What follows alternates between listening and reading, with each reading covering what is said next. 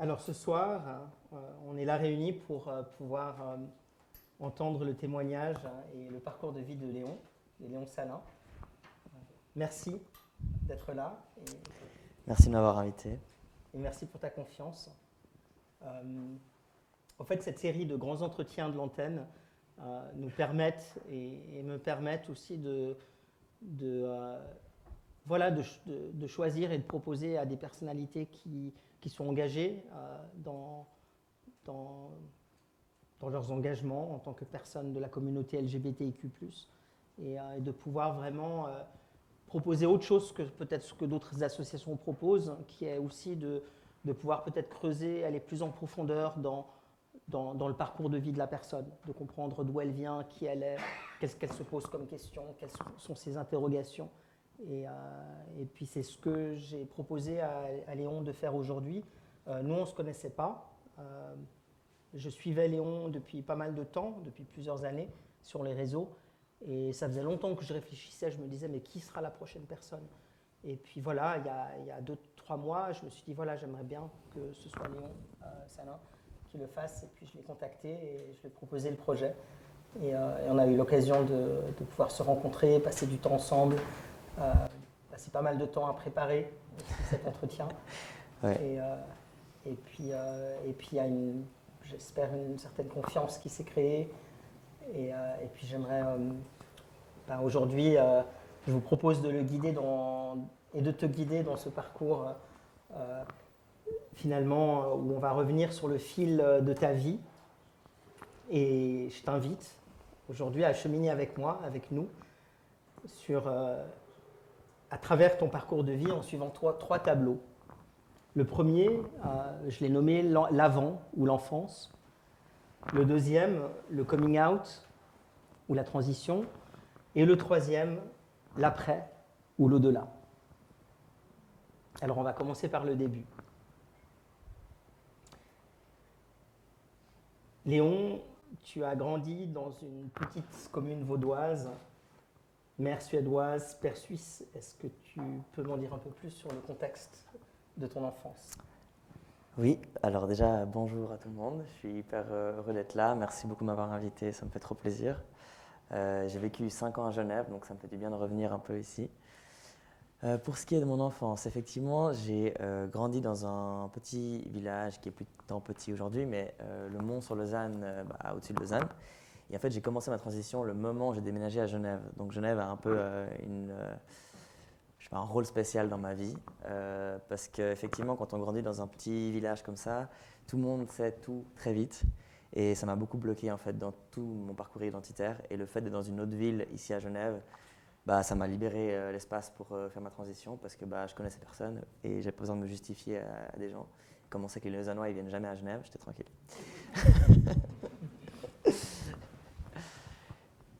Tu veux que je... Oui, dis-nous-en un peu plus sur peut-être comment ça se passait dans ce village. Je veux dire, quels étaient les codes et les rôles sociaux? Est-ce que les codes et les rôles sociaux étaient très genrés? Quel était le contexte? Bon, c'est vite vu. C'est un village qui est de classe moyenne supérieure, avec PLR et UDC les plus grands partis. Ça occupait pas un petit peu l'espace. Moi, j'étais le seul queer, ça n'existait même pas à l'époque, on n'utilisait même pas ce mot, mais LGBT out de l'école. Et en tout cas, qui était visible. Et ça a été le parcours du combattant, parce que personne ne parlait de ça. Et moi, j'ai découvert que j'aimais les femmes à l'époque. Et à l'époque, j'étais considérée comme lesbienne parce que j'étais perçue comme une femme. Et je me suis dit, je vais y aller à fond. Et je suis tombé amoureux d'une fille, j'ai fait mon coming out. Et ça a été très mal reçu par tout le village. Enfin, j'appelle ça un village, j'abuse un peu, mais l'endroit. L'école, ma famille. Parce qu'en fait, personne ne connaissait ces thèmes-là. Donc mes parents n'étaient pas du tout prêts à avoir un enfant LGBT parce qu'ils n'avaient pas de connaissances LGBT. Enfin si, mais pas assez. Enfin, c'est toujours mieux quand c'est les autres. Quand c'est les enfants, c'est un peu plus compliqué. Et j'avais pas d'amis LGBT en fait. Il y avait personne que physiquement j'avais déjà vu qui faisait partie de la communauté LGBT. Et ça, c'était le plus dur pour moi.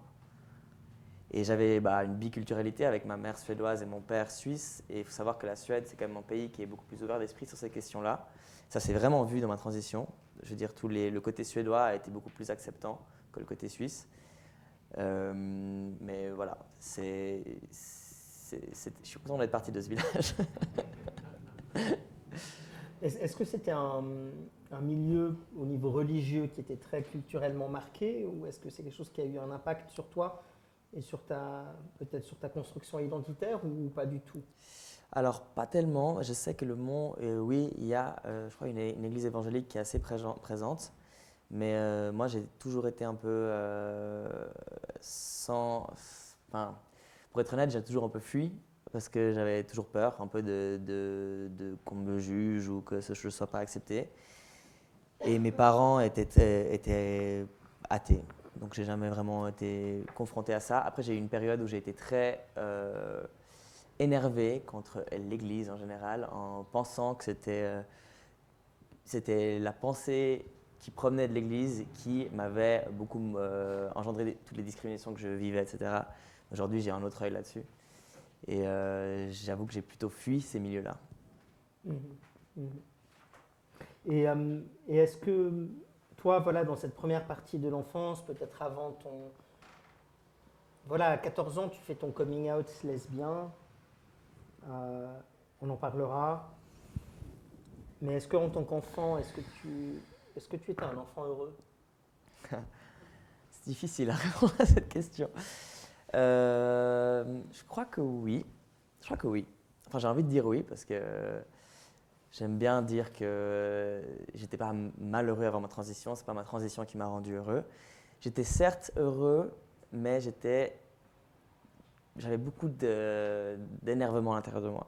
Vraiment, j'avais beaucoup on dirait en anglais, anger issues. C'est vrai que je sais pas, j'avais une boule un peu à l'intérieur qui me rendait survif. J'ai l'impression que j'étais jamais calme dans ce dont je te parlais. J'ai l'impression que je ne trouvais pas le calme. Et aujourd'hui, ce serait peut-être un peu facile de dire que c'est parce que je n'étais pas perçu comme je voulais être perçu. Peut-être que c'était ça, parce que je suis un peu plus calme aujourd'hui.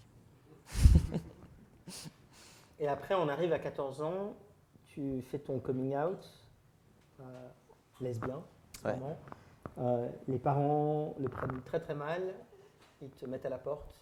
Ouais. C'est une période compliquée, tu es aussi un peu en inadéquation sociale à l'école. Voilà. Est-ce que tu nous dis quelques mots sur cette période?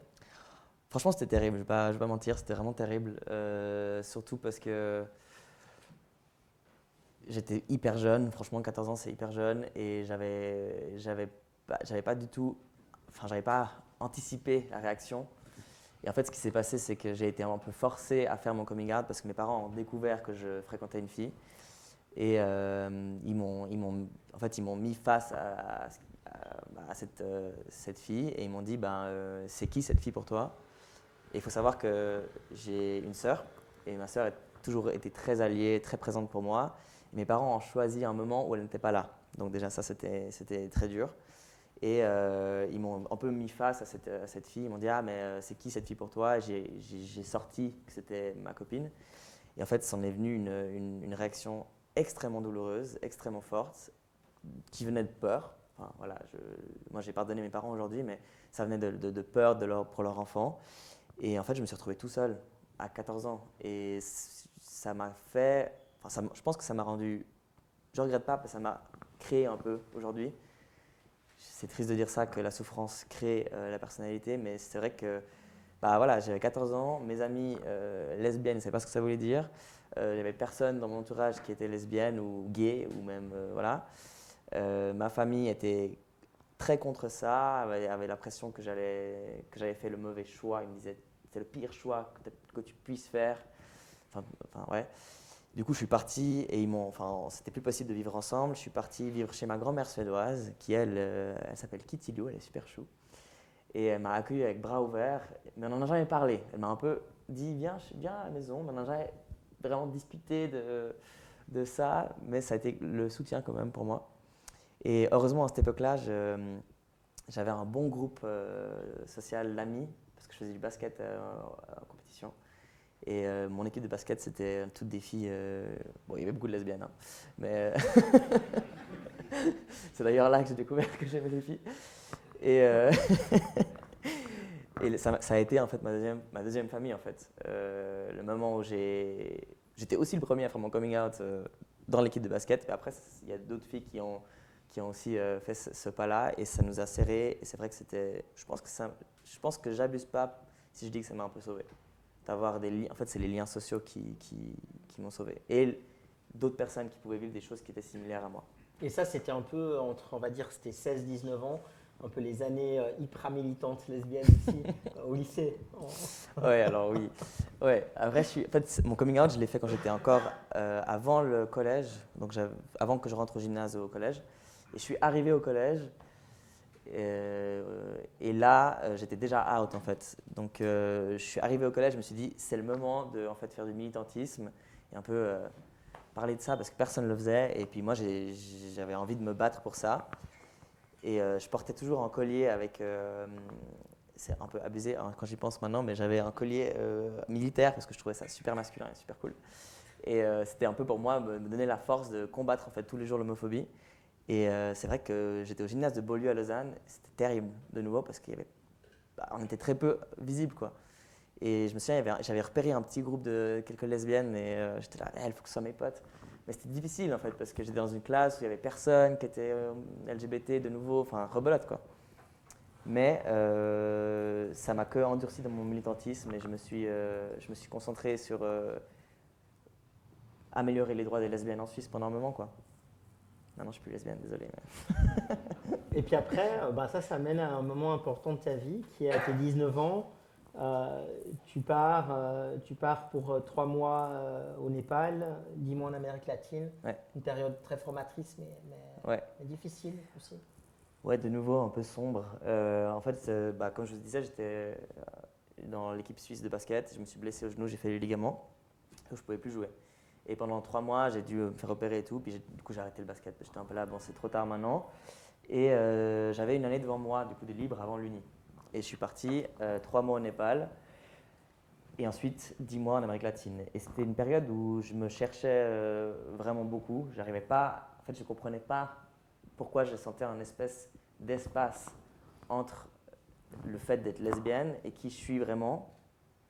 Je sentais que j'étais pas lesbienne, mais j'arrivais pas à dire qu'est-ce que c'était en fait. J'ai l'impression que il manquait quelque chose, mais j'avje connaissais pas l'existence en fait des personnes trans et je savais pas que c'était possible d'être un homme, même si j'ai toujours pensé être un homme, je pense, voilà, mais pour moi ça ne voulait pas forcément dire qu'on devait transitionner ou qu'on pouvait même transitionner. Et du coup je suis parti 3 mois au Népal où j'ai rencontré une fille qui habitait à San Francisco. Donc San Francisco c'est quand même un espace où les questions queer et LGBT elles sont un petit peu plus, disons, développées. Et c'est elle qui m'a dit directement, mais toi t'es un mec, voilà, elle m'a un peu dit ça de façon presque condescendante, elle était un peu là, genre, mais Léon, c'était un mec, juste sois un mec, c'est pas compliqué. Moi, j'étais là, quoi c'est possible. Et du coup, c'en est venu, après, elle est rentrée à San Francisco, moi, je suis revenu en Suisse, puis moi, je suis vraiment un cœur d'artichaut, je tombe amoureux vraiment très vite. Et là, j'étais fou amoureux d'elle, donc mon but, c'est d'aller la rejoindre, justement, à San Francisco.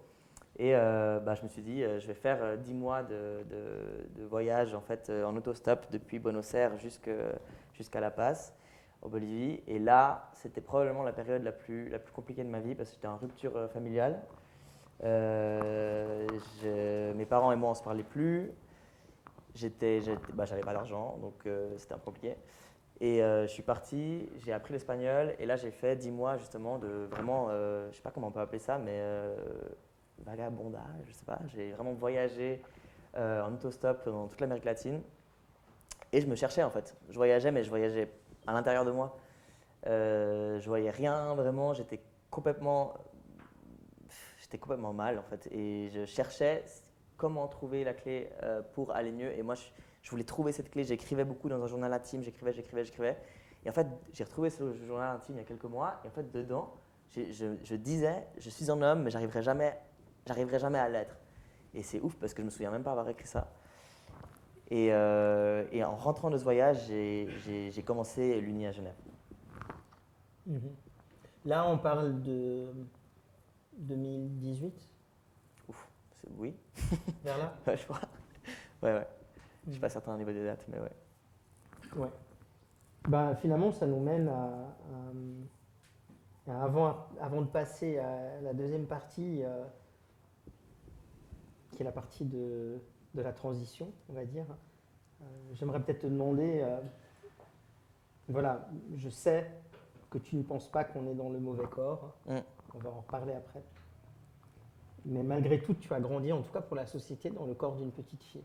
Et aujourd'hui, qu'aimerais-tu dire aux petits garçons qui étaient enfermés dans ce corps de petite fille?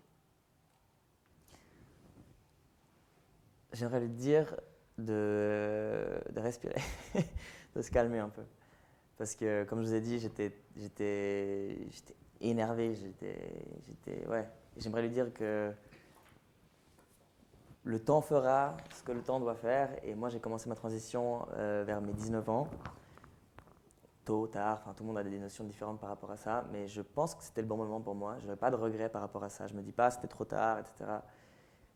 Et finalement, j'ai trouvé mon chemin. Et c'est vrai que je pense que si j'avais 19 ans maintenant, j'aurais vu des personnes trans avant, donc ça m'aurait fait tilt avant, parce que maintenant on en parle plus. Et puis il y a les séries, moi à l'époque, j'avais personne, quoi. Donc peut-être que je l'aurais fait avant, mais j'ai pas de regrets et je lui dirais de respirer. Ouais. Et puis voilà, on arrive à la transition, au coming out. J'ai cette date de l'été 2018, date où tu prends conscience que tu es un garçon. Ouais. Ouais, alors conscience, je pense que. Enfin, oui, conscience, c'est le bon mot. Parce qu'avant, je le savais un peu, mais j'en avais discuté avec mon ex, comme je vous avais dit, on en avait parlé. Quand j'étais à San Francisco, elle me disait, mais viens, on va chez un médecin, tu verras, il va te montrer ce qui est possible, ça existe. Donc j'avais déjà entendu, mais je pense que je faisais un gros déni. Et c'est la première fois que je l'ai verbalisé, c'est à mes deux meilleurs amis. C'est même pas à mon ex d'ailleurs, mais bref. Et c'est parce que j'étais pas bien. Enfin, c'est vrai que pendant une période, j'étais pas bien, j'étais un peu down, je souriais pas, enfin, j'avais pas d'énergie et tout. Et mes amis m'ont un peu dit, mais Léon, qu'est-ce qui se passe? Ça fait quelques mois que je te vois un fade, qu'est-ce qui se passe? Qu'est-ce qui se passe? Et j'ai éclaté en pleurs et j'ai verbalisé pour la première fois, j'ai dit, mais en fait, je suis un mec. Et c'est la première fois que j'ai dit ces mots-là et je me souviendrai toujours que mes deux amis, qui sont toujours actuellement mes amis, ont juste souri et ils m'ont dit, mais on va trouver un prénom. Et tout ce qu'on a fait, c'est ouvrir une bouteille de vin, se poser sur le balcon, fumer des clopes et trouver le prénom. Et on a balancé tous plein de prénoms différents. Et puis, du coup, chacun est sûr que c'est lui qui a dit Léon. Moi, je ne sais plus qui c'est qui a dit Léon. Je suis sûr que c'est moi, mais eux sont sûrs que c'est eux. Donc voilà. C'est là qu'on a trouvé Léon. Et puis, c'est vrai que trouver un prénom, c'est le cœur en fait, de l'identité. En tout cas, à mon sens. Et quand j'ai entendu Léon, ou quand j'ai dit Léon, j'étais là. Ok, c'est ça. Et après, c'est pas le lendemain j'ai commencé à m'appeler Léon. J'ai testé dans certaines sphères le prénom Léon et le pronom il. Et j'allais dans différentes sphères LGBT à Genève, les groupes d'action, on va dire ça comme ça, etc. Et puis là, je testais il et Léon. Et ça m'a pris du temps à vraiment utiliser ce prénom partout. Et en fait, comme quand j'étais à Genève, j'utilisais Léon de plus en plus, mais quand j'allais à Lausanne, je gardais elle et mon prénom de naissance, parce que c'était trop compliqué pour moi de faire mon coming out à tout le monde, tous mes anciens potes, etc. Donc j'ai vécu un peu cette double vie pendant quelques mois. C'était très très désagréable et je ne retournais plus à Lausanne au bout d'un an, quoi. Voilà. Et puis après cette période, il y a eu une période où tu en as parlé, je crois d'abord à ta grande sœur, dont tu es proche, qui t'a beaucoup soutenu. Et puis après, voilà, en mars 2019, tu envoies une lettre à tes parents. Ouais. Oui, parce qu'en fait, le chemin, il s'est fait inverse. Il s'est fait… D'abord, je pensais juste vouloir être perçu comme un homme par mes proches, c'est-à-dire ma copine et mes potes. Je ne pensais pas vouloir faire de transition médicale. J'étais juste là, oui, alors je suis un mec, voilà, mais c'est pas très grave, on va faire comme ça dans ces milieux-là. Et plus ça avançait, plus j'étais là, mais en fait, dirais bien en torse quand même. Moi, c'est le torse qui m'a le plus attiré. Et en fait, c'est con, hein, mais j'ai vu une photo d'un mec trans à torse nu.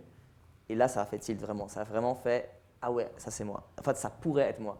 Et c'est là que j'ai décidé, bah, en fait, je veux prendre des hormones et je veux faire l'opération du torse.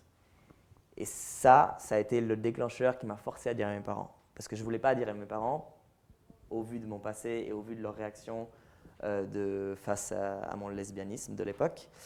Donc j'avais vraiment pas envie de leur dire, je voulais vivre ma vie ici tranquille à Genève et puis pas leur dire. Mais quand j'ai commencé à vouloir prendre des hormones et modifier mon corps de façon chirurgicale, bah, j'étais obligé de leur dire parce que je veux quand même les voir et je ne peux pas rentrer à Noël avec une barbe dans un mois et puis ça va.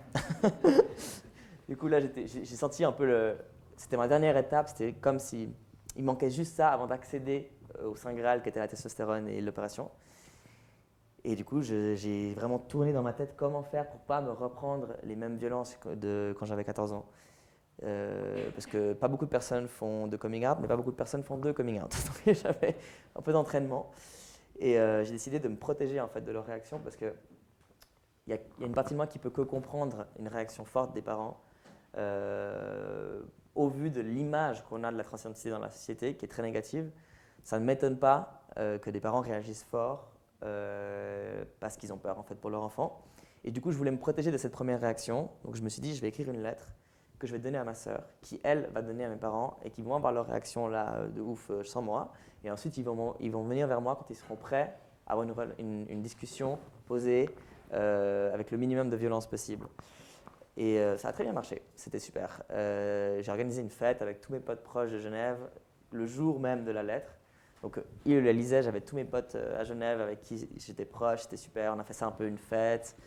Et ma mère a directement bien réagi, elle m'a renvoyé une lettre par WhatsApp, hein, parce que voilà, dans laquelle elle me disait directement, après avoir lu ma lettre, comme quoi elle était heureuse d'avoir un fils et qu'elle voulait me soutenir. Et j'ai senti que pour eux, c'était quand même peut-être un moyen de se rattraper, enfin qu'il y avait une opportunité pour eux de faire mieux que ce qu'ils avaient fait il y a 10 ans. Enfin, il y a 10 ans, j'abuse, 6 ans. Et mon père, ça a pris plus de temps, mais aujourd'hui, on en est là, quoi. Ils sont soutenants et ils ont tenu leur parole, ils sont soutenants. Et puis je cherche dans mon téléphone, c'est pas parce que je fais autre chose, mais c'est parce qu'en fait je voulais retrouver une citation de Léon qui a un petit extrait de ta lettre. Je t'ai envoyé ma lettre ? Non, mais je sais, ça se trouve dans les articles, okay. Dans les médias. Je sais plus ce que je dis. Donc, comme c'est quelque chose qui a été public, je me permets de pouvoir le dire. Voilà, chère maman, cher papa, je suis un garçon et je m'appelle Léon. Je sais que s'il y a une chose dont je n'ai jamais douté, c'est de votre amour. Vous m'avez toujours aimé, même à travers les moments les plus difficiles, même pendant mon coming out. Cette transition va se passer avec ou sans vous. J'ai évidemment envie et besoin que vous soyez avec moi. Je vous aime. Ouais. C'est bien écrit, hein. Non, pour moi, c'était important en fait de placer l'amour au centre parce qu'ils ont des défauts, mes parents, hein, ils en ont plein. Mais l'amour, il a toujours été présent, même dans les moments les plus difficiles. Et pour moi, c'était une façon de leur faire comprendre que l'amour, il surpasse les préjugés qu'on a sur ces questions-là. Et que si on n'arrive pas à faire passer l'amour pour l'enfant avant ça, bah, ce n'est pas l'enfant le problème en fait. Le problème, c'est les parents. Et franchement, ça a plus ou moins fonctionné. Quand on a fait la préparation de l'entretien, tu m'as dit, parce que je t'avais demandé, mais pourquoi est-ce que ce coming out trans finalement est presque plus facile que le premier. Et quelque chose qui m'avait marqué, c'est que tu m'avais dit, mais ce deuxième coming out a été une certaine réconciliation, comme si la vie leur avait donné une deuxième chance et qu'il fallait qu'ils la saisissent, et peut-être pas la louper. Oui, parce que honnêtement, avant les efforts que j'ai vus qu'ils ont faits pour mon coming out trans, je n'avais pas pardonné vraiment ce qui s'était passé quand j'étais plus jeune. Et ouais, je pense qu'il y a une petite partie de moi qui est encore un peu aigrie par rapport à ça, parce que c'était vraiment compliqué. Et on a eu des discussions par rapport à ce coming out lesbien et tout, mais le fait d'avoir vu le chemin qu'ils ont fait depuis leur réaction quand j'avais 14 ans jusqu'à aujourd'hui, pour moi c'est tellement beau de voir l'éducation qui se sont faites sur les questions trans. Et c'est vrai que pour eux c'était vraiment en tout cas moi je l'ai perçu comme ça, c'est maintenant ou jamais pour vous rattraper.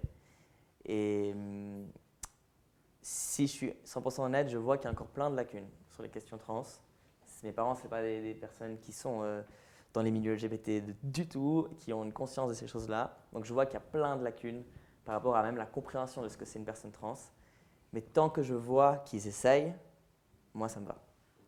Et que je vois que ça vient d'un bon endroit et que c'est pas de surface. Et c'est vrai qu'ils ont eu un rôle aussi avec le reste de ma famille. C'est eux qui ont lancé à leurs proches. Et ça, pour moi, c'était aussi agréable de ne pas devoir faire. Je pense que la vie leur a vraiment donné une deuxième chance pour réparer ce qu'ils ont fait vivre à un enfant de 14 ans, honnêtement.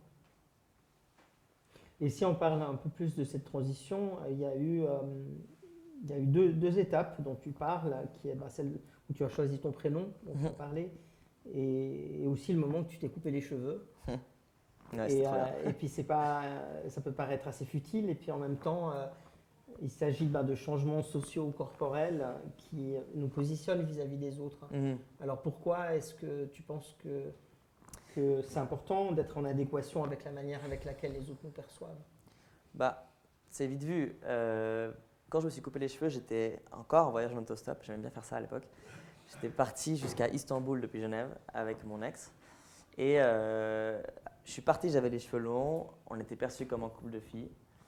Et puis on est arrivé à Belgrade. Et là, j'ai décidé de me couper les cheveux. Ça fait déjà un moment que je savais que je voulais me couper les cheveux, mais c'est une étape qui est hyper intense. Parce que ça change complètement la vision que les gens ils ont de soi. Et la minute où j'ai coupé mes cheveux et j'avais les cheveux courts, pas comme ça, mais presque comme ça, la façon dont les gens me parlaient était complètement différente. Et la façon dont les gens nous parlaient, parce qu'avant, on était deux filles, perçues deux filles, et après, il y avait toujours deux filles, parce que j'avais quand même l'air d'une fille, mais une fille masculine. Du coup, les gens, ils parlaient qu'à moi. Mais vraiment, ils parlaient qu'à moi, elle n'existait plus. Donc tout ce qui était, quand on nous demandait, je sais pas moi, il y a un truc qui est tombé. Ah, il y a l'eau. Mince, c'est pas grave. Donc c'était assez flagrant, moi ça m'a vraiment choqué en fait, cette différence de traitement juste parce que j'avais les cheveux courts qui est en fait juste un indicateur de masculinité apparemment. Et ça s'est que empiré en fait, parce qu'avec ma transition, maintenant je suis perçu comme je suis, c'est-à-dire un homme, et c'est vrai que je suis toujours avec une fille et je vois que les rapports de genre ils sont très très forts. Et qui d'autre pour se rendre mieux compte de ça qu'un homme trans?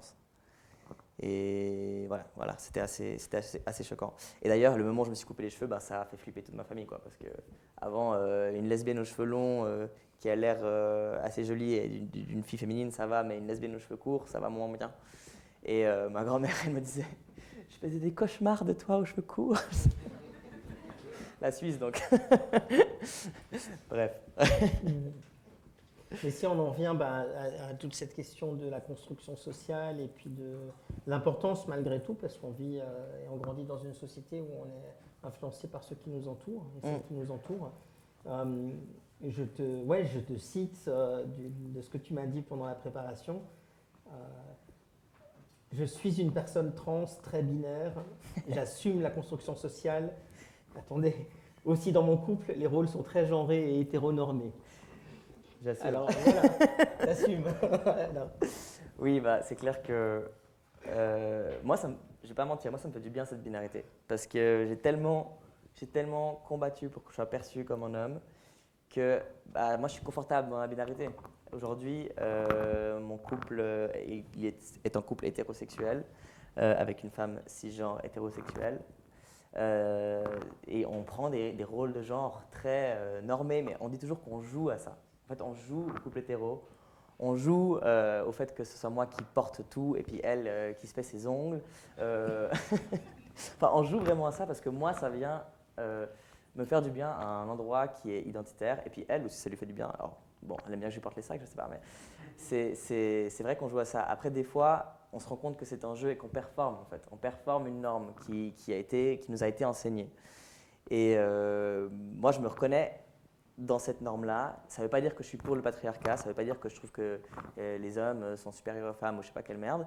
Ça veut juste dire que je ne suis pas en fait imperméable aux stéréotypes de genre. Je ne suis pas imperméable à ce qu'on m'a appris en grandissant.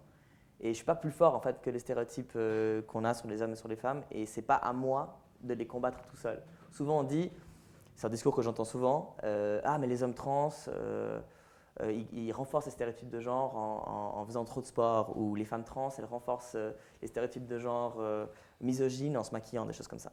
Et en fait, ça fait reposer le poids entier du sexisme et du patriarcat sur les personnes trans. Alors que nous, on essaie juste de survivre. Et il faut savoir que genre, une femme trans, par exemple, si elle ne remplit pas ces codes-là, elle risque beaucoup. Elle risque beaucoup parce qu'elle risque de se faire, comme on dit en anglais, on a un terme qui veut dire cloquer. Ça veut dire voir que la personne est trans. Et en fait, pour nous, c'est beaucoup plus dangereux, en fait. Moi, la seconde où il y a eu une période où je trouvais encore cool de jouer avec les stéréotypes de genre. Aujourd'hui, j'ose plus trop. Il y a une période où j'avais pas encore ce physique-là, mais presque. Et je mettais du vernis à ongles ou je mettais des robes, des choses comme ça pour un peu provoquer. Mais c'était trop dur. C'était trop dur. Enfin, la seconde où je mettais le pied hors de chez moi, je me faisais insulter, tabasser, traiter de pédé, enfin des choses horribles. Aujourd'hui, j'ai aucun problème. Et désolé, mais moi, je vais prendre ce confort-là, en fait. Et je pense qu'on a le droit de prendre ce confort-là. Mhm. Mais voilà, une transition, en même temps, elle peut prendre une forme très différente d'une personne à l'autre. Et 100%. elle ne passe pas forcément toujours par des interventions chirurgicales, par des prises d'hormones ou autres. Non. Donc, peut-être de manière plus conceptuelle, comment est-ce que toi, tu définirais un parcours de transition? Alors, ça va être un peu chiant ce que je vais dire, mais il y a autant de parcours de transition que de personnes trans. Je veux dire, on a tous et toutes nos propres parcours. Et il n'y a pas de normes en fait par rapport à ça parce que déjà le genre c'est tellement complexe. Je veux dire, ce que moi je vais percevoir comme masculin, peut-être que toi tu vas le voir comme féminin. Enfin, c'est vraiment quelque chose de subjectif. Donc, moi j'ai eu aussi des périodes où je voulais pas prendre d'hormones, comme j'ai dit. Enfin, c'est vraiment ça. Je pense que aussi ça se bouge sur le temps. Là, moi j'ai l'impression d'avoir fini ma transition, par exemple. J'ai l'impression que je suis arrivé à un point où j'ai plus besoin de faire aucune intervention médicale ou plus l'envie de faire des interventions médicales. Il faut savoir que je n'ai pas fait de phalloplastie, j'ai fait que la torsoplastie. Et je dis ça maintenant, je me ressens comme ça maintenant, mais ce n'est pas sûr que dans un mois, 2 mois, demain, après-demain, je ne change pas d'avis. C'est des choses qui peuvent changer. Et c'est pour ça que pour moi, c'est infini une transition, c'est qu'on ne sait jamais où on va s'arrêter. Mhm. Donc, on peut dire que tu as pas terminé ta transition, mais tu as terminé cette étape de transition. En parlant du principe qu'une transition est perpétuelle et qu'on est en éternel changement, finalement. Mais comme les personnes cisgenres. Comme les personnes cisgenres. Tout le monde se mue et change de. Enfin, moi, j'ai déjà eu genre 50 personnalités. Enfin, moi, je change beaucoup. Et j'espère encore changer et développer d'autres choses et d'autres intérêts dans ma vie future. Mais c'est vrai que quand on parle de transition purement liée aux personnes trans, je ne vais pas vous mentir, j'espère avoir fini. Parce que c'est tellement lourd administrativement parlant, psychologiquement parlant, médicalement parlant. J'aimerais bien me dire que j'ai fini. Et ça me rassure de me dire, ah, j'aurais plus besoin de demander à mon assurance 600 fois si je ne dois pas me rembourser ça. Si je ne dois pas passer au bloc et avoir des infirmières transphobes. Enfin, les milieux hospitaliers, c'est horrible. C'est vraiment des milieux que je fuis. Donc j'aimerais avoir terminé. Franchement, j'aimerais avoir terminé. Après, si j'en arrive à un point où ma dysphorie, c'est-à-dire le mal-être lié à ma transition, est trop fort au niveau de mon corps, ben, peut-être que je penserais à faire une opération en plus. Mais pour l'instant, je préfère ne pas la faire. Et aujourd'hui, qu'est-ce que tu aimerais dire au jeune homme que tu as accompagné pendant sa transition? J'aimerais lui dire que oui, ce qu'il vit, c'est horrible. Je suis désolé de dire ça, mais je me suis rendu compte du traumatisme lié à ma transition seulement quand j'avais passé beaucoup d'étapes. Et c'est, bon, peut-être heureusement en vrai, parce que sur le moment, j'étais tellement dedans et j'étais tellement là, ok, il faut que je fasse ça, il faut que j'appelle lui, il faut que je trouve. Enfin, c'était constamment sans repos que quand j'avais un peu avancé et je me suis un peu retourné et j'étais là, oh waouh, j'ai vécu tout ça et c'était horrible. Et ça a fait que, je me souviens, c'était il y a 2 ans, c'était à l'époque où j'ai rencontré ma copine avec qui je suis encore aujourd'hui. Et on était les deux, on apprenait à se connaître et elle me posait plein de questions sur ma transition, etc. Et j'ai eu un moment de réalisation, ça a été un déclic où j'ai beaucoup pleuré. J'étais là, mais c'est fini, genre c'est enfin fini, je peux enfin aller de l'avant. Et c'est là que je me suis rendu compte de tout ce que j'avais vécu, les violences que j'ai vécues, le parcours du combattant pour accéder à une hormone qui en fait me sauve la vie. Enfin, voilà, donc je lui dirais en fait à ce jeune homme de peut-être de mieux s'entourer et ça va être dur, mais que je vais sortir la tête de l'eau. Et en fait, lui donner de l'espoir, parce que c'est vrai que quand tu as la tête dedans, tu n'as pas d'espoir. Enfin, moi, j'avais pas d'espoir en tout cas. Et continue à rester calme. Ouais, alors là, le calme, si tu es calme, je suis pas sûr de survivre. Mais oui, le calme, c'est bien. On en arrive à la troisième partie de cet entretien, qui est l'après. Moi, je l'ai appelé l'après et l'au-delà, parce que je me suis dit, voilà, c'est pas que l'après, c'est l'au-delà vers quoi ça nous mène. C'est une ouverture vers autre chose de plus grand, peut-être. Donc peut-être que c'est cette partie qui m'intéresse le plus. Et, c'est ce qui est à venir, ce qu'on a à construire encore. Mais déjà parler de ce que tu es devenu après ta transition et ce que tu en as fait aussi. Il y a une chose, c'est que tu as été si ce n'est la première personne trans, homme trans, en tout cas en Suisse romande, à vraiment médiatiser ta transition sur les réseaux. Et aujourd'hui, tu es très visible publiquement en tant qu'activiste trans. Alors moi, j'aimerais te demander pourquoi thérapie, résilience ou altruisme? Les trois. En fait, j'ai commencé ce compte Instagram parce que j'avais vu un homme trans torse nu sur les réseaux sociaux. C'est lui qui m'a fait réaliser, enfin c'est lui, c'est son image qui m'a fait réaliser que c'était possible et à quoi je pourrais ressembler. Mais ce mec, il habite à New York, il a genre 8 millions de followers, enfin bref, c'est quelqu'un qui est très inatteignable et je me suis dit, mais en fait, moi je vais reproduire ça pour les gens ici. J'ai envie de recréer ce sentiment, j'ai envie que les gens ils puissent trouver une réponse à leur mal-être grâce à la visibilité en fait. Et ça a été aussi une manière pour moi de en fait, faire mon coming out à tout le monde d'un coup. Genre vraiment, quand j'ai décidé que j'allais entreprendre ce chemin, j'ai fait une photo sur Insta, j'avais 300 abonnés, mes amis quoi, et j'ai mis je me présente, je m'appelle Léon, et comme ça tout le monde l'a su instantanément, et ça m'a vraiment sauvé plein de conversations. Et après, j'ai commencé à documenter vraiment mon parcours, les violences que je recevais, mais aussi des trucs positifs, et j'ai choisi, et j'espère que c'est toujours le cas, de faire de mon compte une représentation positive des personnes transgenres. Parce que je trouvais que les représentations qu'on avait, si on en avait, elles étaient toujours assez négatives, parce que en fait, les gens, ça c'est sociétal, mais les gens ont peur des personnes trans. Et moi, je voulais montrer qu'en fait, c'est simple, hein, mais qu'on peut être trans et heureux. Enfin, genre, c'est tout simple, mais en fait, ça change tout. De montrer que les personnes trans sont des personnes qui peuvent être heureuses. Et c'en est parti toute ma documentation et aussi du soutien de la communauté parce que Genève, il y avait quand même une communauté LGBT assez forte qui m'a beaucoup aidé, mais Internet, c'est beaucoup plus de personnes, donc ça m'a beaucoup aidé aussi de parler avec d'autres personnes qui vivent des choses similaires. Quand j'avais des violences, au lieu de rester tout seul, j'allais faire une vidéo, puis j'étais là, il m'est arrivé ça, et puis tout le monde était là, oh. Et c'est vrai que ça fait du bien d'avoir du soutien. Et aujourd'hui, c'est devenu ce que c'est devenu, et je suis hyper reconnaissant parce que ça m'a beaucoup donné d'énergie, en fait, ce compte. Ça m'a donné un travail, ça m'a permis de faire ce que j'ai toujours voulu faire, c'est-à-dire lutter pour un avenir plus beau pour les personnes qui sont dans des minorités. Mais ça m'a aussi apporté beaucoup de problèmes. Beaucoup de problèmes et beaucoup de barrières en fait, à une vie, disons,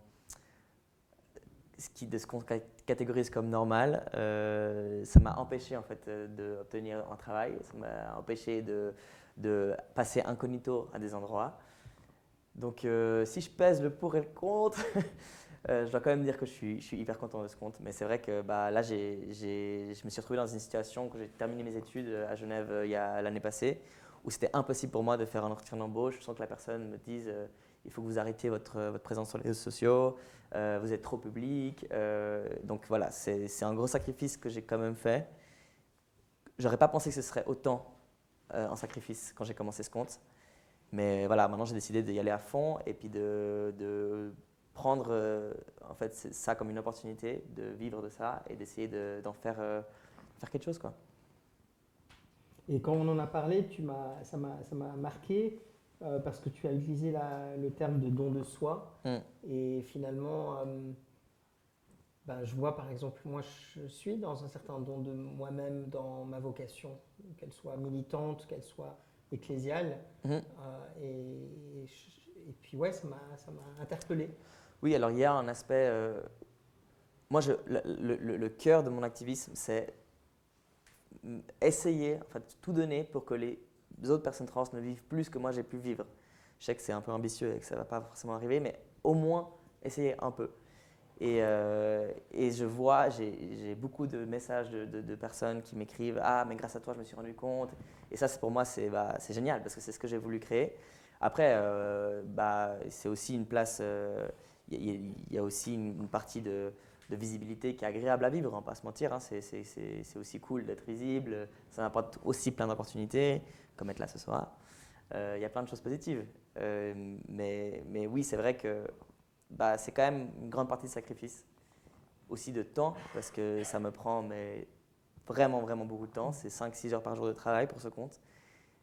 Mais franchement, je le fais avec plaisir et aussi ça m'apporte des super trucs. Et puis dans cette médiatisation, aujourd'hui, cette identité d'homme trans, elle te colle à la peau. Ouais. Et à l'origine, tu souhaitais simplement être considéré comme un homme. Et puis de nouveau, si je te cite à nouveau, tu as dit « je suis si fier d'être transgenre ». Tu n'as pas dit « je suis si fier d'être un homme ». Ouais, ça c'est l'aspect, je pense, le plus difficile pour moi. C'est en fait, par la visibilité que j'ai, je me suis enlevé la raison de transitionner. Enfin, c'est un peu compliqué, mais je veux transitionner pour être perçu comme un homme, mais avec ma visibilité, les gens ils me voient comme un homme trans. Et ça, franchement, c'est des fois un peu lourd, surtout parce que les gens ils voient ça négativement. Et en fait, quand ils te voient comme un homme trans, ils ne te voient pas comme un homme. Ils pensent que tu étais une femme avant, donc tu es un peu, tu es presque un homme, pas vraiment. Enfin, voilà. Et ça, c'est vrai que ça, j'aimerais bien. Ça, c'est vrai que c'est dur. Après, je ne suis pas non plus Madonna. Enfin, genre, il suffit que j'aille, je sais pas, là, j'ai déménagé à Paris hier. Et à Paris, je suis personne, tranquille. Genre, je vais dans des espaces où les gens ne me connaissent pas. Et là, je regagne ce cadeau d'anonymat. Après, j'ai fait l'expérience de vivre dans l'anonymat parce que j'ai fait un échange pour mon master à Boston aux États-Unis. Et là, j'ai vécu dans l'anonymat parce que j'ai donné mon compte Instagram à personne et je me suis dit, vas-y, je vais tester un peu, voir c'est quoi être un homme cisgenre hétéro. Parce que j'avais vraiment jamais vécu comme un homme cisgenre hétéro parce que tout le monde autour de moi me voyait comme un homme trans. Et là, ce que je suis. Hein. Et là, j'étais à Boston et j'ai fait l'expérience de dire à personne que j'étais transgenre. J'ai vécu un peu genre caché quoi. C'était horrible. Enfin, c'était vraiment pas du tout moi en fait. Et j'ai aimé les premiers mois parce que je me suis fait que des potes mecs et ils étaient tous très problématiques. Et, et c'était marrant un moment d'être dans ces milieux-là, mais j'ai fait du fitness avec un ancien mec de l'armée. Enfin, c'était vraiment cliché fois 10 000. Et en plus, américain, donc ouais, bref. Et je pense que j'en avais besoin, honnêtement. Je pense que j'avais besoin de ça. J'avais besoin d'expérimenter qu'est-ce que c'est, en fait, l'homme cisgenre. Et en fait, c'est pas moi. C'est con que ça, mais c'est pas moi. Je suis pas un homme cisgenre. Et je remercie la personne qui m'a créé pour ça. Je ne voudrais jamais être un homme cisgenre. Je veux dire, c'est incroyable d'être un homme transgenre. Tu apprends tellement de choses, tu es hyper mature, hyper rapidement. Franchement, c'est un cadeau. Parce que tu as un aspect tu as une vision sociétale complète sur les rapports de genre qui est hyper unique. Et moi, pour rien au monde, je changerais ça.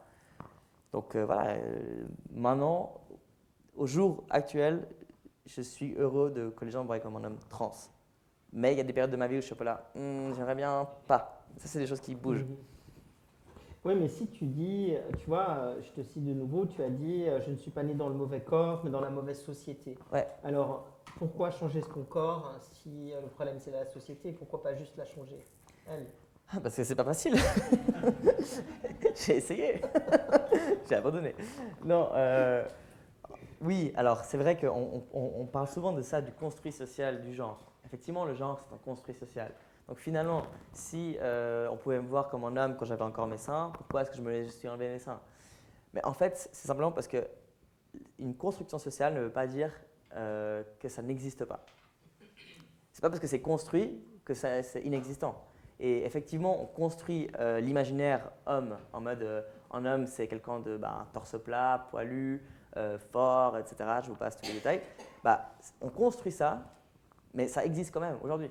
Dans la réalité, les gens ils pensent comme ça. Et moi, comme je vous ai dit au début, je ne suis pas imperméable à ces pensées-là. Et quand j'ai compris que j'étais un mec, j'ai tout de suite voulu un torse. En fait. J'ai tout de suite physiquement voulu avoir cet aspect. Et le jour où j'ai atteint un physique où les gens me percevaient comme un homme, où je vois que direct les yeux ils captent que c'est un homme, moi ça m'a quand même bien apaisé. Parce qu'en fait moi je me suis toujours perçu comme un homme, mais en fait vous ne me percevez pas comme ça.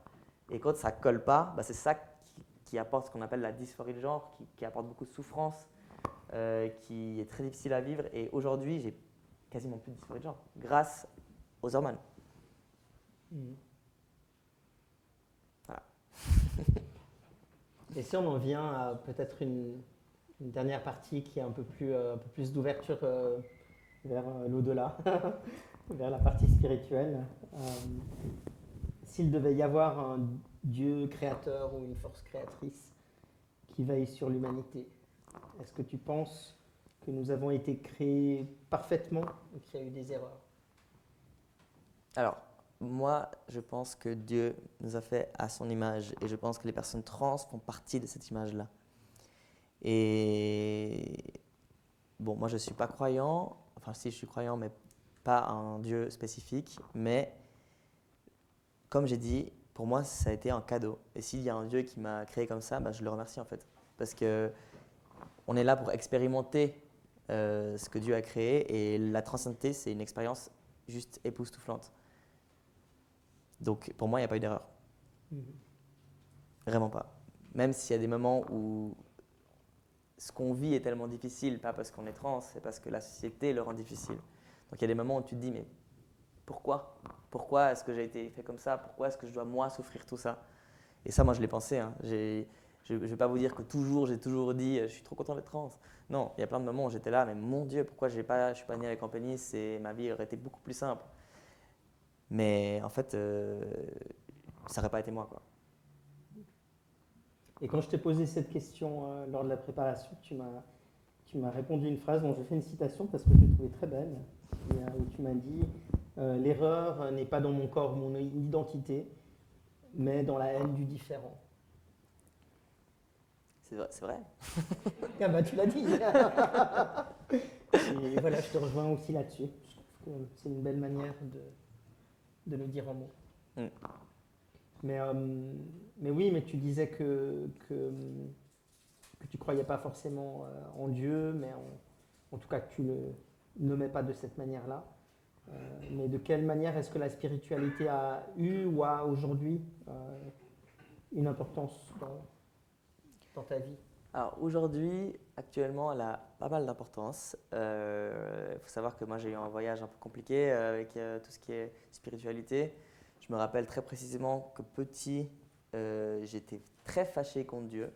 J'étais très fâché. Dans ma tête, j'étais fâché. Je disais mais pourquoi?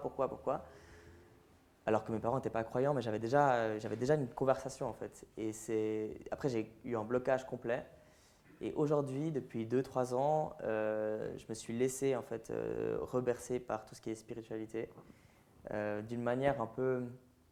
En fait, c'est venu à moi simplement parce que j'ai l'impression que ma souffrance m'a forcé à trouver en fait des réponses à pourquoi je vivais ça. Et je pense que ça m'a beaucoup aidé de croire à un certain type de destin. Si je peux résumer ça comme ça.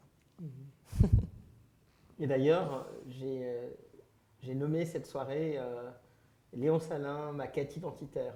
Alors, quelle est ta quête? Ma quête, c'est de... C'est compliqué comme question, ça.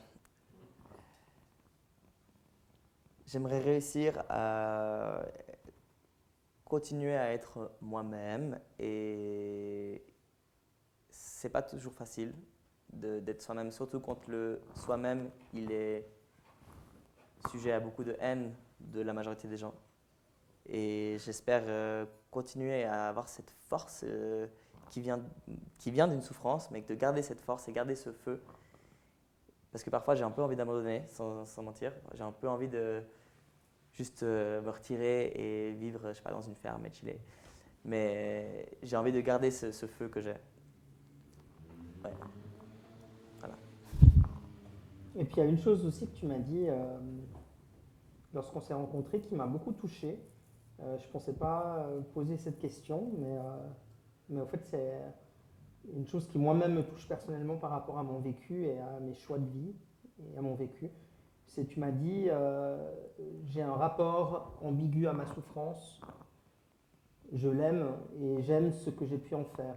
Et moi, ce rapport à la souffrance me parle beaucoup, euh, car je pense moi-même dans mon chemin de vie, j'ai le sentiment d'avoir construit mon bonheur et aussi mon ministère, aussi mes engagements actuels, sur le socle de ma souffrance.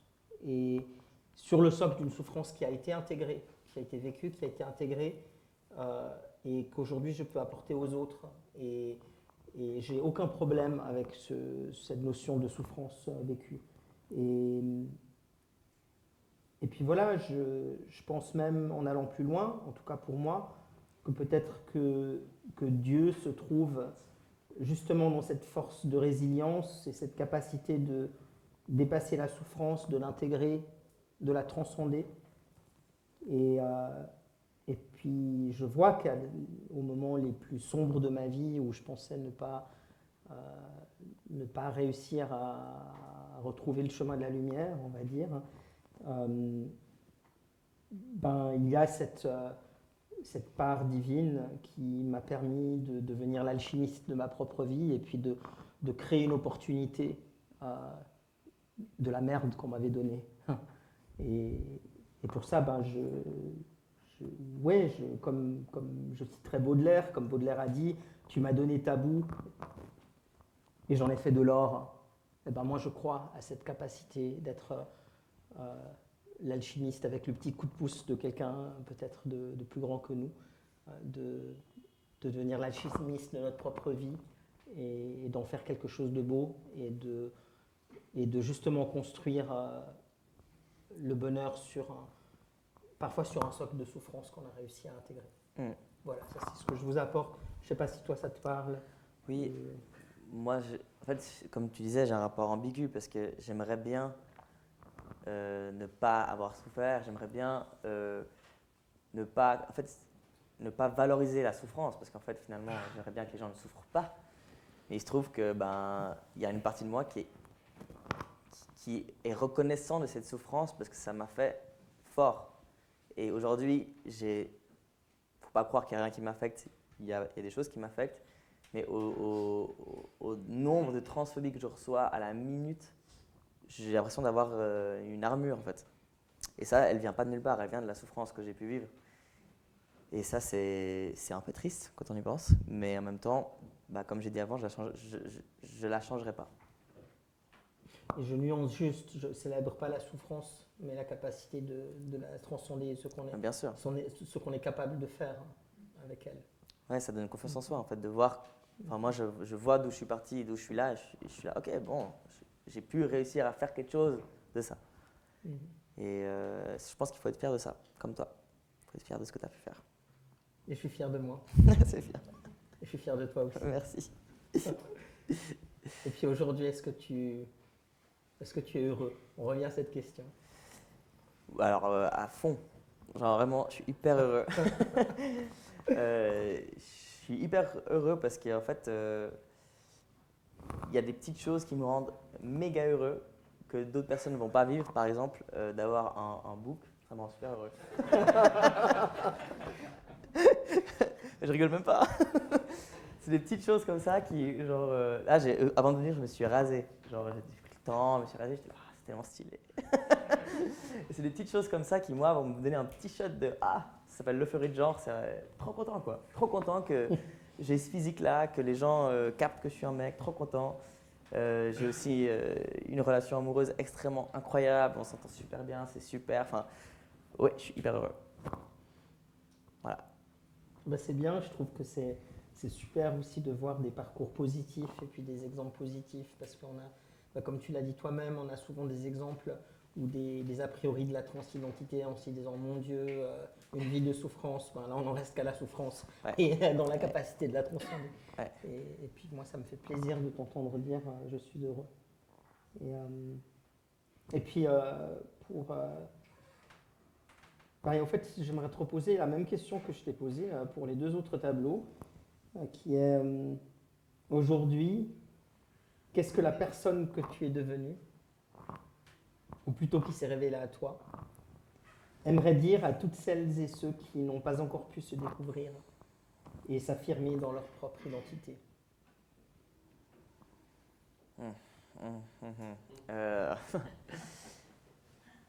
J'aimerais leur dire de croire en soi. Parce qu'en fait, souvent, on nous fait douter. Avec le gros... on nous dit toujours, mais et si tu regrettes, le regret. En fait, quand tu sais, tu sais. Et ça peut prendre du temps. Je ne dis pas parce que tu as un jour pensé que tu étais peut-être trans et que tu peux expérimenter là-dedans. Tu peux te dire, ah mais en fait, je ne suis pas trans. Enfin, ça peut arriver. Mais le moment où tu sais que tu es trans, il faut croire en soi. Parce que tout le monde va essayer autour de toi de te décourager. Et en fait, ça fait que rallonger une souffrance. Et moi, je suis allé en façon vraiment éclair. Genre le moment où j'ai compris que j'étais transgenre, une année après, j'avais, bon, pour moi, ça aurait pu aller encore plus vite, mais voilà, j'avais la testostérone. Et 6 mois plus tard, j'avais fait ma torsoplastie. Et c'est vrai que ça a été des étapes pour moi qui m'ont rapproché de mon état actuel. Et en fait, tout ce qu'on m'a mis comme barrière avant de pouvoir accéder à ça, ça fait que retarder mon état actuel. Et c'est des moments dans une vie d'une personne trans qui sont extrêmement critiques. Quand tu as capté que tu veux transitionner, mais qu'on ne te laisse pas le faire pour x, y raison, bah c'est là que c'est dangereux pour ton bien-être et ta santé mentale, etc. Et moi, j'aimerais dire à toutes les personnes qui savent vraiment, qui sont sûres d'elles, qu'il faut croire en soi. Et on va y arriver, et puis qu'on y arrive toujours. Et finalement, le doute, il existe et il est bon. Il faut douter. Et ça ne veut pas dire « qu'est-ce que je fais ?» Enfin, vraiment, j'étais là, mais je suis fou. Enfin, qu'est-ce que je suis en train de faire et tout. J'ai hyper stressé. J'ai eu une dose de testostérone. J'ai eu des tout petits effets, mais vraiment des tout petits effets, mais ça prend du temps. Et j'étais là, mais en fait, c'est ça. Et ça m'a rassuré dans ce mouvement-là. Je n'étais pas 100% sûr depuis le début. Et en fait, c'est juste qu'on nous questionne tout le temps, on cherche à nous faire dire « ah non, en fait, je me suis trompé ». Et ça, je pense que c'est hyper nocif. Alors que nous-mêmes, on peut faire ce chemin-là. Voilà. Et puis quand on a préparé l'entretien, aux 2 premières questions, tu m'as dit, lors de l'enfance et lors de la transition, je t'avais demandé qu'est-ce que tu dirais à ton toi de l'époque et tu m'as dit calme, reste calme. Et à la fin, tu m'as dit quand je suis arrivé à destination, j'ai trouvé le calme. Ouais. Alors, ouais, je ne suis pas encore vraiment calme. Ça me poursuit en fait. Je sais pas, j'ai l'impression d'avoir trop d'énergie, mais pas forcément toujours positif. Et je pense que quand j'étais gamin, c'était vraiment. Je fuyais, j'essayais de courir, de trouver une réponse à mon mal-être. Et ma transition, ça m'a beaucoup servi ce non-calme parce que je suis allé comme un fou, je suis allé hyper rapidement. Je suis allé. Tout le monde qui me mettait des barrières, moi je leur mettais des plus grosses. Donc j'étais très, très, persévérant. Mais aujourd'hui, alors que j'ai trouvé l'état dans lequel j'aimerais être, j'arrive pas à lâcher ça. Et des fois, je me dis, mais je vais mourir à 35 ans. Enfin, je suis beaucoup trop stressé de la vie. Donc j'aimerais bien me calmer un peu. Ouais. Mais il y a des moments où je le suis. Bah écoute, je pense qu'on arrive au bout de cette partie du témoignage. J'aimerais te remercier pour ta confiance. Merci à toi. On va après arriver dans un temps de questions aussi. Mais voilà, merci. Pour moi, ça me fait du bien. Ça m'a fait du bien de te rencontrer, de partager ces moments avec toi. Et puis j'aimerais simplement te dire merci. Merci à toi. Et puis si c'est pas trop hétéronormé, je te faire un hug. Merci à toi.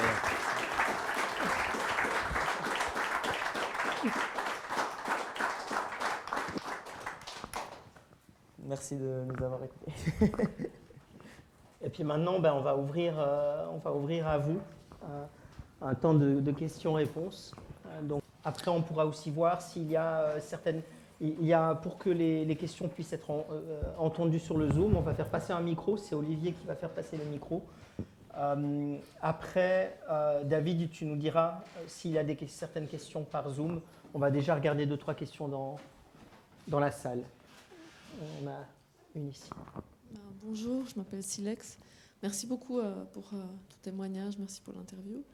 Moi, je voulais savoir ce qui a permis en fait que tu continues tes études. Parce qu'à 14 ans, vivre ce que tu as vécu, moi je m'occupe de jeunes et il y en a beaucoup qui ça bloque à ce moment-là. Ouais. Et est-ce que tu arrives à décortiquer un petit peu ce qui a permis que tu trouves l'énergie pour... ça prend beaucoup d'énergie, la formation. Ouais, alors... Merci. J'ai eu quelques problèmes à vraiment être autant assidu que ce que j'étais avant. Mais en fait, pour moi, c'était un combat. Donc l'école, ça faisait partie de l'arène dans laquelle je menais mes combats.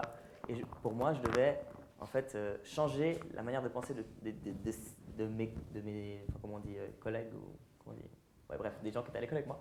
Et en fait, pour moi, c'était important en fait d'aller valoriser en fait dans la quête d'une société plus juste. Et j'étais vraiment catégorisé comme l'activiste chiant des cours, quoi. C'était cool. Donc c'était aussi ton côté en fait militant en fait que tu as développé à ce moment-là. Ouais. Okay. Merci beaucoup. Oui, levez la main si vous avez des questions, comme ça Olivier peut vous voir. Moi, je me demandais, qu'est-ce que tu dirais à une mère ou un père qui s'inquiète trop, enfin qui a trop peur pour son enfant pour le soutenir?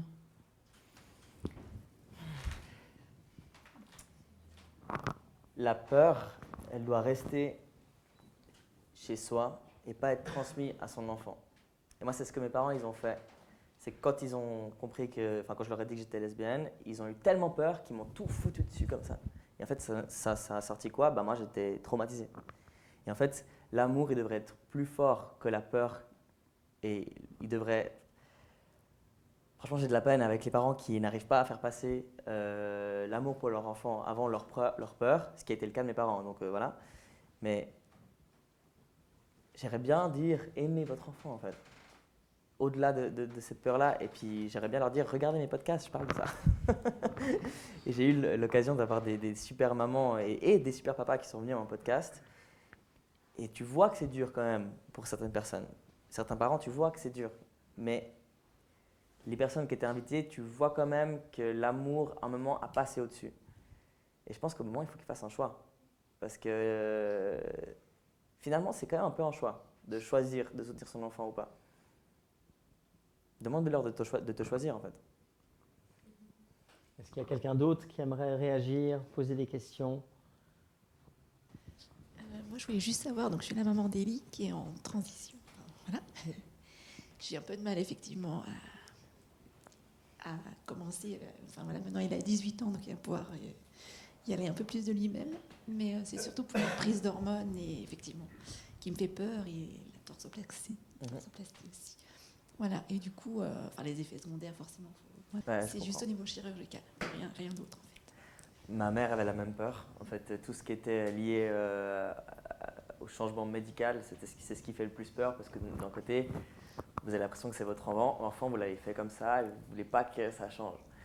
Mais en fait, ces procédures, pour nous, c'est vraiment, c'est vraiment l'accès à une paix de nous-mêmes. Et la testostérone, les effets secondaires, c'est une surconcentration de globules rouges. Il n'y a vraiment rien qui est nocif pour la personne. Tout ce que ça fait, c'est... Vous allez voir, votre fils, quand il va commencer à en prendre, il va s'illuminer. Et vous allez découvrir enfin l'enfant que vous avez mis au monde. Parce que là, pour l'instant, vous voyez quelqu'un qui essaye de trouver son chemin. Et je vous promets que ça va être... Pour lui, ça va... Enfin, je parle à ta place, désolé. Mais ça va être... en tout cas pour moi, ça a été le chemin vers enfin l'affirmation de soi. Et il n'y a rien de plus beau que de voir son enfant, je ne suis pas père, mais de voir son enfant s'accomplir. Et ça, il dirait son père. Et ça, c'est ouf de pouvoir vivre ça avec son enfant. Et croyez-moi que l'accompagner dans ces mesures-là, ça va resserrer votre lien. Moi, j'ai jamais été autant proche de mes parents quand ils sont venus avec moi à l'hôpital quand je me suis fait opérer. Ok. Et l'opération du torse, ça fait peur. Oui, Parce que ça. c'est quand même Surtout. une grosse opération. On va pas dire c'est chill. Non, c'est une grosse opération.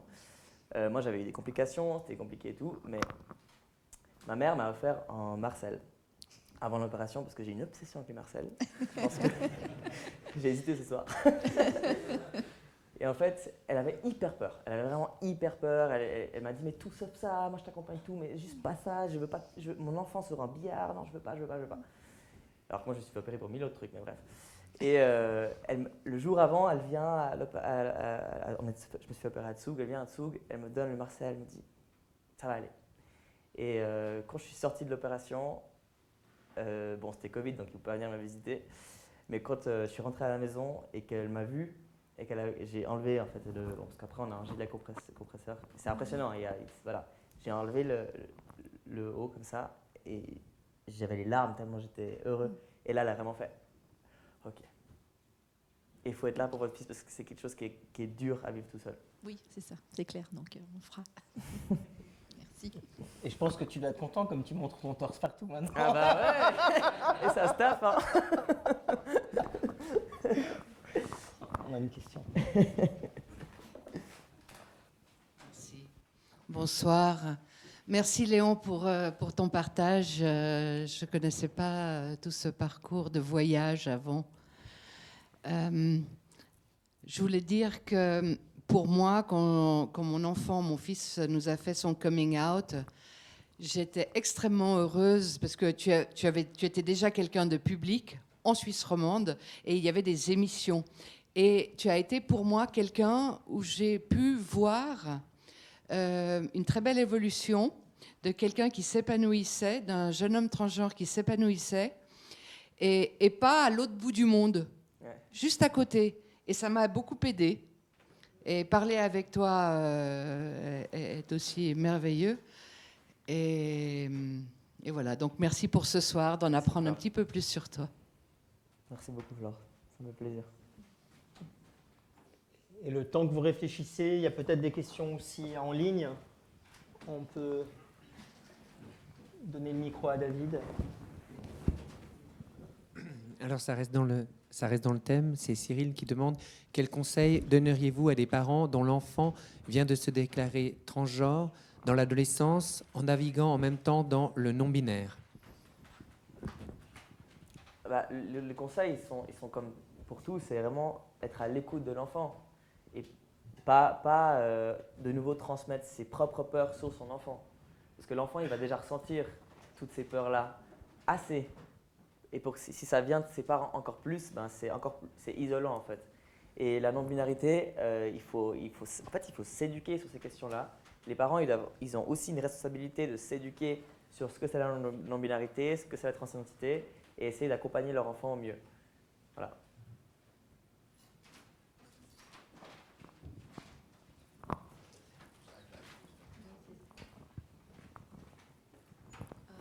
Moi, je me demandais comment tu fais pour gérer le fait d'être sur des réseaux sociaux. J'imagine que tu reçois quand même aussi beaucoup de messages négatifs. Hein. Mm-hmm. Et comment tu fais, comment tu gères ça? Parce que alors, j'ai une technique qui est incroyable, c'est de ne pas regarder.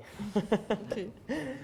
En fait, au début, quand mon compte a commencé à grossir, je regardais tous les messages, je répondais à tout, etc. Mais aujourd'hui, je ne regarde plus du tout les commentaires parce que c'est vraiment très violent, surtout sur TikTok. Sur Instagram, les gens ils sont un peu plus chill. Mais j'ai développé une espèce de carapace où je ne regarde pas et quand j'en vois, ma première réaction, si j'arrive, c'est toujours d'être là, la pauvre personne qui est mal. Parce que moi, en vrai, je suis au top. C'est cette personne-là qui probablement a une souffrance liée au genre ou liée à la société ou je ne sais quoi, qu'il a besoin de l'exprimer et s'il l'exprime sur moi, c'est que je provoque quelque chose chez lui, donc tant mieux pour moi. Mais c'est vrai que je me dis plus, l'autre est plus en souffrance que moi. Parce que moi, j'ai jamais été cracher de la haine sur quelque chose et je peux qu'imaginer que cette haine-là, elle vient dans ma lettre. Et après, j'ai aussi la chance d'avoir ma copine qui des fois modère mes commentaires.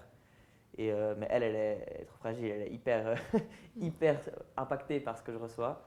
Mais il faut savoir que je reçois des fois des audios de gens qui me menacent de me tuer, enfin des choses vraiment intenses. Et du coup, j'ai appris à ne pas cliquer play sur les audios. La technique un peu de esquiver quoi. Mais c'est vrai que je suis assez imperméable à ces menaces-là. Les menaces où je suis encore très sensible, c'est quand ça m'arrive en physique, enfin, vraiment en présence. Ça m'arrive pas mal d'avoir des gens qui viennent me parler et me dire des choses qui sont fortes. Et là, je trouve que j'ai pas encore trouvé ma façon de réagir le mieux. J'arrive pas toujours en fait à dire, mais à être imposant ou à lui dire que c'est faux. Des fois, je pars juste. Ça, pour moi, ça m'impacte plus. Merci beaucoup.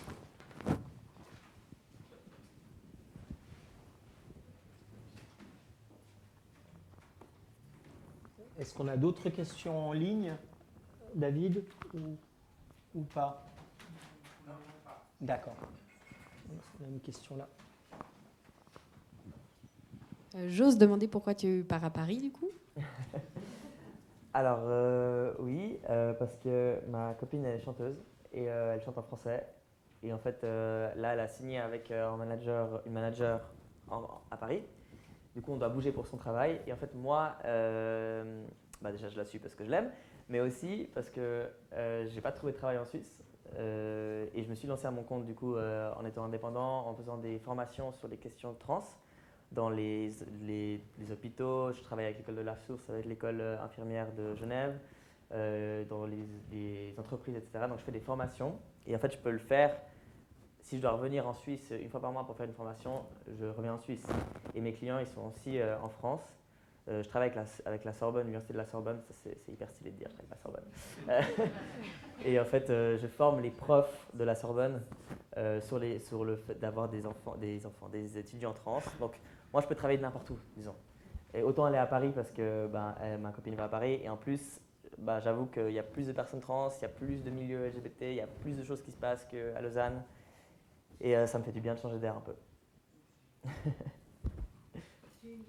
Oui. J'ai justement été dans une des sociétés dans laquelle tu es intervenu. Ah oui. Et du coup, franchement, c'était vraiment une super chose. J'ai trouvé ça a permis de discuter après. Déjà, l'intervention était super. Et vraiment, c'était super que ça existe. Merci beaucoup.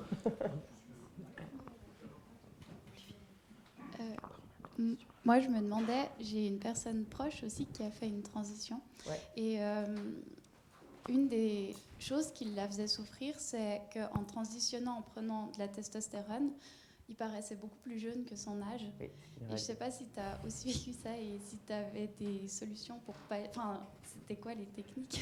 Alors, oui. Bon, moi, déjà, j'ai une baby face, donc j'ai l'air très jeune de base. Et en prenant la testostérone, j'ai vraiment l'air d'avoir 15 ans dans le cou.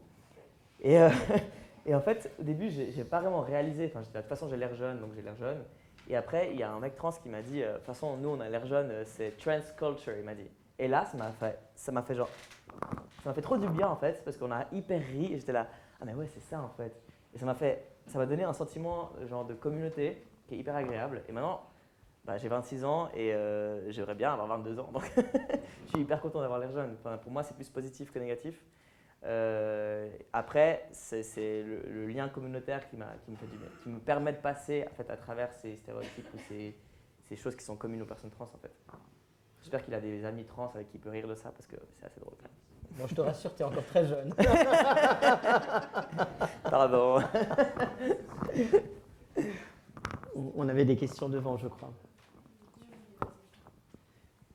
Moi, je voulais savoir par rapport au milieu hospitalier, si pour toi, il y avait vraiment des points ultra importants à régler aujourd'hui. Ouais. Et surtout que, j'ai une petite relation avec le milieu hospitalier. Ouais. Il y a des spécialités justement qui vont venir, pas prochainement, mais peut-être dans quelques années, justement, autour des personnes transgenres et comment au mieux les aider. Mais je pense que ça devrait être plus généralisé pour tout le personnel, mais est-ce que toi, vraiment, il y a des points importants sur lesquels tu serais intransigeant à éduquer le personnel médical? Oui, alors pour moi, il y a des endroits qui sont très sensibles pour les personnes trans, c'est tout ce qui est lié à la génitalité. Par exemple, moi j'ai fait une congélation des ovocytes, donc j'ai congelé mes ovocytes avant de prendre le testostérone. C'est pas une obligation, moi je l'ai fait pour un choix parce que je veux. Bref, voilà. Et en fait, quand j'ai fait ça, donc j'avais pas encore pris la testostérone, donc j'avais un physique qui était perçu comme féminin. Je suis allé dans le service gynéco des HUG. J'étais là, mon Dieu, ça va être l'enfer. Ça va être l'enfer, ils vont tous dire madame, ils vont tous, enfin, ça va être vraiment difficile. Et en fait, il se trouve que la gynéco qui m'a opéré était hyper cool, hyper affirmative, on dit. Et en fait, elle a tracé sur mon bracelet d'hôpital mon prénom de naissance. Elle a mis Léon, elle a informé tout le service qu'il fallait dire il et monsieur. Moi, c'est ça que je demande en fait. Parce que j'ai eu la même expérience au CHUV à Lausanne où j'ai dû aller aux urgences gynéco pour une raison. Je suis arrivé au front desk, là, à la réception, et le mec m'a dit, enfin j'arrive, je dis je viens pour ça, il me fait mais il ne comprenait pas, il a fait un AVC quoi, il était dans la quoi. Et je lui dis bah oui j'ai besoin de ça, et il me dit non mais je comprends pas, ici c'est pour les femmes monsieur et tout. Je dis oui merci pour la validation mais non je suis là pour ça et tout. Puis il me fait mais vous êtes toujours fille en bas? Et ça c'est pas cool. Quand tu es dans une situation, en fait le problème des hôpitaux c'est que tu as un espace où tu es vulnérable parce que tu es malade ou tu as un problème, et quand il y a une personne qui au-dessus de cette vulnérabilité te rajoute une couche de violence ou de micro-agression, bah, ça descend, tu vois. Et ça, moi, je me bats en fait pour en fait, juste apprendre aux gens à parler. J'ai l'impression à l'école enfantine, genre, on ne dit pas ce genre de choses, on fait attention, peut-être qu'on peut mettre une case avec pronom sur les formulaires, enfin des petites choses qui, en fait, nous rendent la vie beaucoup plus simple. En fait, il faut savoir que les personnes trans, elles ont une espérance de vie qui est 2 fois moins longue que les personnes cisgenres. Pourquoi? Pas parce qu'on est trans, parce qu'on ne va pas chez le médecin. On ne va pas. Moi, je ne vais pas chez le médecin. Je déteste. Genre, je fais tout pour éviter. Parce que c'est des endroits qui sont hyper désagréables. Donc, il y a un travail de malade à faire avec ça. Et puis, moi, je travaille avec l'école de la Source où je forme toutes les étudiantes à en fait, accueillir une personne trans, à utiliser les beaux mots, à ne pas poser des questions cheloues pendant la consultation. Enfin, voilà. J'espère que j'ai répondu à ta question.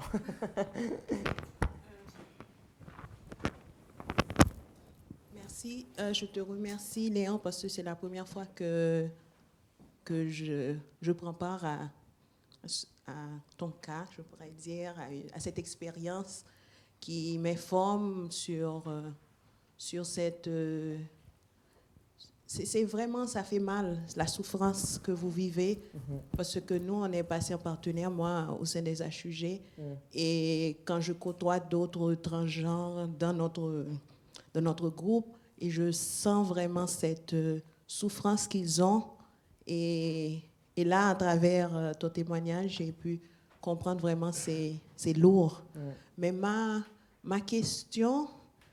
c'est pas chaud, ça va peut-être choquant pour toi, mais c'est juste, moi je voudrais que ça soit clair dans ma tête, parce que tu as fait comprendre que, parce que moi quand je te vois un homme, je ne te vois pas trans. Si tu ne me dis pas, je te croise dans la rue, je te vois un homme, mais pour toi tu es homme trans, et pourtant je te vois un homme. Moi ça me perturbe, c'est pas de ma faute, je me sens... Je comprends. Je sens que, est-ce que je vais te choquer si je ne te dis pas trans pendant ce temps? Non. Moi, je te vois homme. Alors, en fait, la réponse, elle est simple. Les hommes trans, c'est des hommes. Point. OK. Et en fait, moi, le côté trans, je le mets en avant dans des milieux militants comme ça. OK. Mais moi, je suis un homme, tout court. OK. Et en fait... pour moi, j'aimerais bien être dans un monde où on n'a plus besoin de dire trans, tu vois. Oui, voilà. En fait, aujourd'hui, on est encore obligé parce que si moi, je ne le dis pas, si moi, je ne milite pas pour ça, bah, les autres, ils ne vont pas forcément avancer, tu vois. D'accord. Mais moi, là, le 99% du temps de ma vie, je suis avec des gens qui disent homme, tu vois. D'accord. Par exemple, avec ma femme, on ne parle jamais de questions trans. Enfin, c'est des choses c'est un homme. Qui sont... Bah oui, mais comme tous les hommes trans. OK. Là, après, et pourquoi, quand tu vas dans un club fitness, là, tu disais, quand tu t'es rapproché des autres hommes, et peut-être leur façon de parler, ça t'a un petit peu... Non. Qu'est-ce qui se passe là? En fait, le problème, c'est que quand les hommes ils sont entre hommes, Ouais. ils disent des choses qui sont Homme. Ils parlent mal des femmes. Oui, c'est vrai. Et moi, les femmes, touche pas. Enfin, genre, Oui, c'est vrai. Tu parles pas mal des femmes. Et parfois, c'est difficile en fait de s'interposer dans un groupe. On était genre, je sais pas moi, 7-8 hommes. Et ils parlaient tous des femmes avec qui ils avaient des relations. Blablabla, Ouais, c'est très, tu vois comment c'est. Et moi, pour dire, dis pas ça, s'il te plaît. C'est pas toujours facile. Donc, il y a des fois, je le fais pas. Mais je me sens pas à l'aise en fait après de traîner avec des mecs qui ont une vision. Ouais, c'est une affaire d'éducation là. Exactement. Et sinon, je dois leur dire, bah, c'est pas respectueux, on parle pas comme ça. Enfin, c'est relou. Enfin, et j'ai pas envie de participer à ça. Ok. Mais des fois, je participe, je vais pas mentir. Enfin, des fois, il y a des moments où j'arrive pas à mettre stop. Je pense que des fois, il faut aussi être clément avec soi-même et accepter qu'on peut pas toujours tout reprendre. Merci. Merci.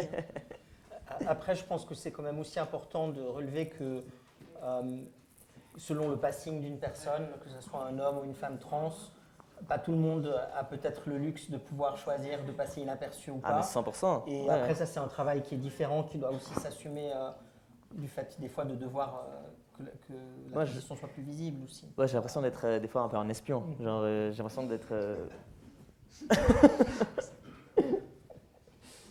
Vas-y, Théodore. Hello Léo, merci pour le témoignage. Je vais rebondir sur les aspects médicaux parce que je suis moi-même médecin. Tu as évoqué qu'est-ce qu'on ne devrait pas faire en tant que médecin pour éviter que les personnes trans se sentent mal. Mais alors, du coup, qu'est-ce qu'on peut faire pour que les personnes trans se sentent bien et en confiance? Alors, moi déjà, ce que j'aime trop quand je vais chez le médecin, c'est voir des signes visibles en fait, d'acceptation LGBT. Donc si je vois, j'ai déjà vu sur la blouse d'un médecin d'avoir un petit drapeau, même gay, je suis déjà là, ouh, cool. Donc s'il y a déjà un drapeau gay, ça me donne en confiance. Mais évidemment, il faut que la personne soit formée et soit au courant de ces questions-là pour porter ça. Tu portes pas ça juste parce que c'est stylé. Enfin, il faut avoir conscience des enjeux et tout. Donc moi, déjà, premier signe, c'est voir une inclusion dans le cabinet ou sur la blouse de la personne. Ensuite, si on sait que la personne est transgenre, c'est faire attention en fait au prénom qui est marqué sur les papiers. Parce que souvent, on n'a pas changé le prénom, on n'a pas pu, on n'a pas envie, etc. Et demander, ah, mais en fait, c'est quel prénom que tu préfères que j'utilise? C'est quel pronom? En fait, c'est faire des petites attentions en fait, à ces choses-là. Et ensuite, c'est ton rôle en tant que professionnel de la santé d'informer les autres, si la personne est d'accord évidemment, mais d'informer les autres qui vont traiter avec cette personne pour que la personne ne doive pas faire son coming out à chaque personne. En fait. Et l'idéal, ce serait que l'équipe soit au courant de ce que c'est une personne transgenre, tout simplement, en fait. Et qu'il n'y ait pas des questions qui sont pas du tout, n'ont pas lieu d'être. Moi, j'ai souvent ça, en fait. Des fois, je vais chez le physio pour mon genou, puis on me demande si je me suis pas opéré. Enfin, genre, c'est des choses, enfin, pas du genou, hein, donc, enfin, en fait, je donne une formation complète là-dessus, si tu veux, on pourra discuter après, où j'ai vraiment un guide, en fait, de ce qu'il faut faire et ce qu'il ne faut pas faire. Mais il y a vraiment beaucoup de choses à améliorer.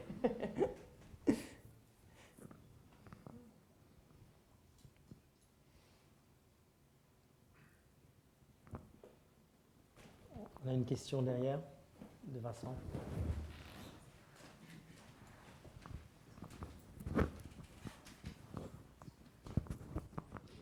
Du coup, ouais, merci déjà pour tous ces témoignages.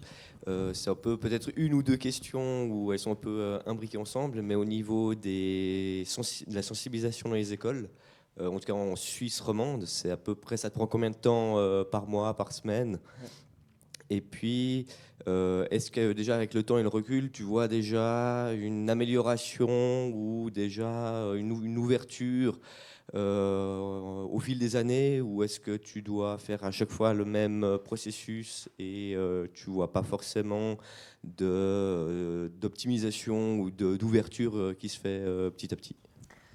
Alors déjà, je vais plus dans les écoles depuis 1 mois, 2 mois, parce que en fait, c'était trop compliqué au niveau administratif. Je dois faire passer mon dossier de présentation à travers le bureau des écoles suisses, je sais pas quoi. Et en fait, je sais très bien que mon dossier ne va pas être accepté, donc je vais pas me mettre de l'énergie là-dedans. Mais j'ai quand même été dans plein d'écoles jusqu'à récemment. Et ce que je peux te dire, c'est que ça dépend souvent de plein de facteurs. Parce qu'en fait, suivant où l'école est, il y a quand même la fracture ville-campagne qui est très forte. Il y a la fracture des cultures, enfin il y a 1000 choses, mais généralement, pour parler de façon générale, les jeunes aujourd'hui sont plus au courant des questions LGBT que moi à mon époque quand j'avais 14 ans, quoi. Après, je ressens beaucoup de résistance. J'ai fait 2 jours entiers au gymnase intercantonal de la Broye. Et là, il y avait vraiment beaucoup de résistance. En fait, j'ai l'impression que c'est hyper polarisé. C'est que d'un coup, tu as beaucoup de résistance, mais de côté, j'ai rencontré trois jeunes hommes trans qui étaient en transition dans le gymnase et qui, pour eux, me voir, ça a été incroyable et ils ont été hyper réceptifs, ont posé 1000 questions. Enfin, évidemment, voilà, super. Mais je trouvais moins de milieu en fait. Et ça m'alarme un petit peu parce que j'ai l'impression d'être aux États-Unis avec les républicains et les démocrates, mais c'est vrai que j'ai l'impression que ça se polarise de plus en plus, malheureusement.